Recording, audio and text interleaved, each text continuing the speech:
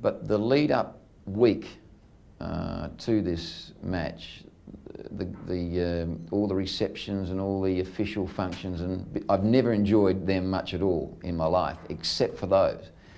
Because at one of these functions, I can remember there was everyone in the room, Bradman, Larwood, Linwell, Miller, right to Storky Hendren and all these guys that I'd only read about, most of them, and they're all in this one room, and it was just almost eerie. You almost expected a big bearded figure to just all of a sudden walk through the room and everyone look.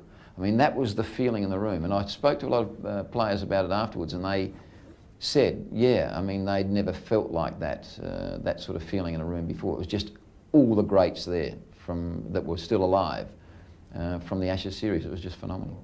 And a terrific performance from you as well. 6 wickets in the England first innings after Australia had been knocked over cheaply. Is that it? Yes, it's carried and he's gone, and Lillee snapped up the first wicket, that of Bob Woolmer. Caught it slip with the total on 19.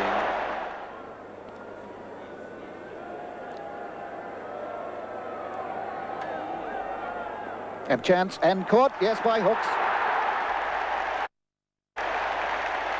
Well, a great breakthrough for Australia.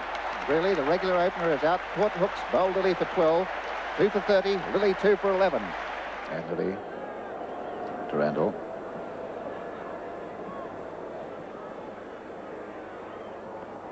Well, that one he reached and he's caught behind. Yes, he's out. Randall, a very fine edge. Caught Marsh. Bowled Lillee for 4. Lillee now bowling with the southwesterly breeze. Lillee perhaps has not swung the ball very much in this particular game. He's made it go off the seam, but he'll be bowling a cross-hole towards the slips. And he's happy to go. Off like a shot, Crisell. First ball, lifter, a little touch, caught behind. No problem at all for Dennis Lillee.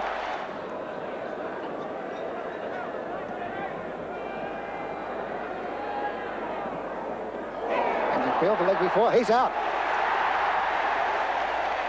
Lillee 5 for 25, not leg before to Lillee for 15, 9 for 86.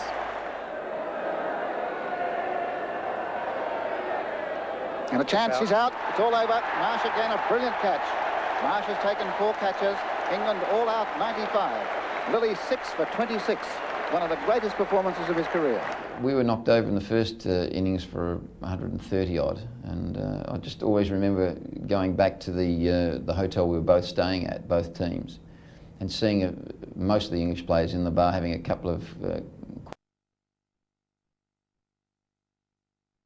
with smiles all over their faces after the first day's play, and quite rightly so.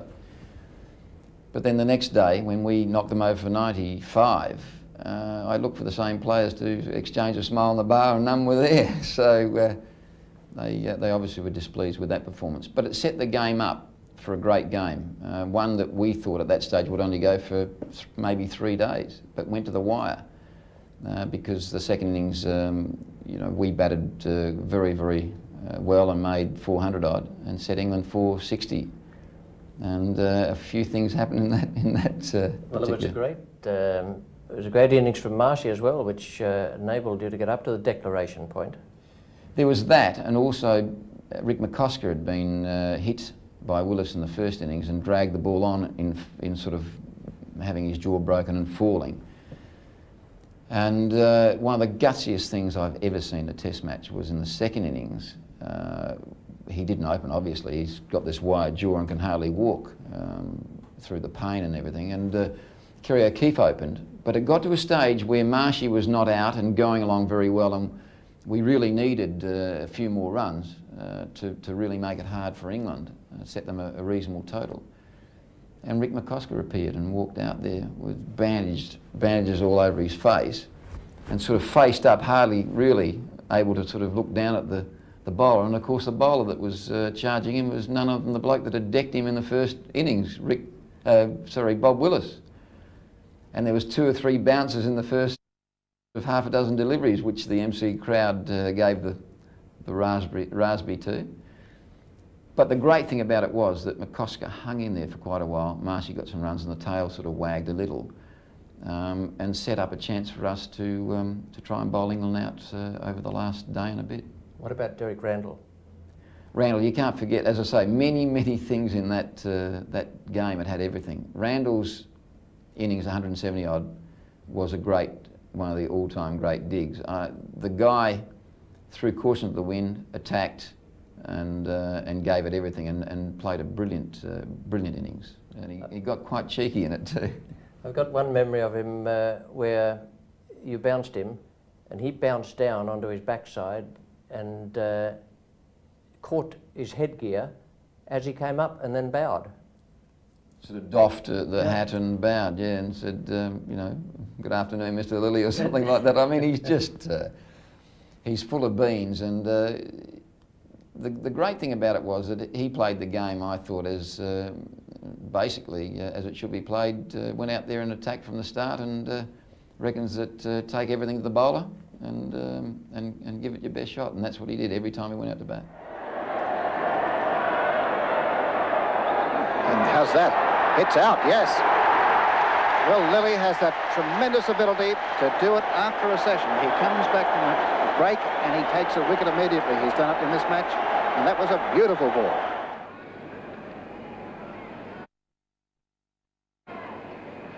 Oh, beautiful ball, and that goes a shout, and he's gone, and Fletcher really got a good one there, and that's what happens when you're out of touch.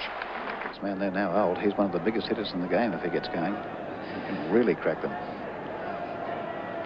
Lillee bowling. And a chance, he's out, yes, Greg Chappell.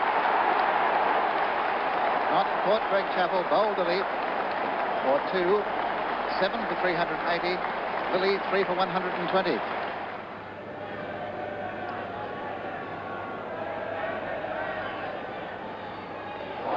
That's it, the overpitch one. That's another vital breakthrough made by Dennis Lillee, knocking over the stumps of Derek Underwood. Well pitched up ball. And that's it, it's LBW. Alan Knott is out. Lillee has struck again to finish off this test match. England all out for 417. Another great performance there by Lillee to see the end of England. And Australia triumphing by a margin of 45 runs. Absolutely remarkable that it should finish up exactly the same result as the first test played the 100 years before. Quite phenomenal, and it just goes to show with cricket what an amazing game it is. And you know, the thing about it is that the thing I'll always remember about it was that the Queen actually came to the game, and of course I was involved in trying to get an autograph, which I eventually did get sometime later, but not at the time. But the other thing was that she came at afternoon tea on the day. Now at that stage, England had been looking like they were going to do it.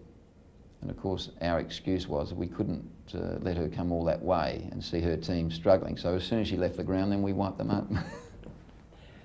Can you just fill us in on how you asked for the autograph? I thought you might ask that. Yeah, what actually happened was, I actually really wanted her autograph. I mean, I admire the royal family, and I'm a bit of a royalist, and so I sort of fronted her with an autograph book, and she sort of, you know, more or less said, I can't, and sort of looked around at the crowd saying, basically, that if I do it for you, you know, I've got to do it for everyone everywhere I go.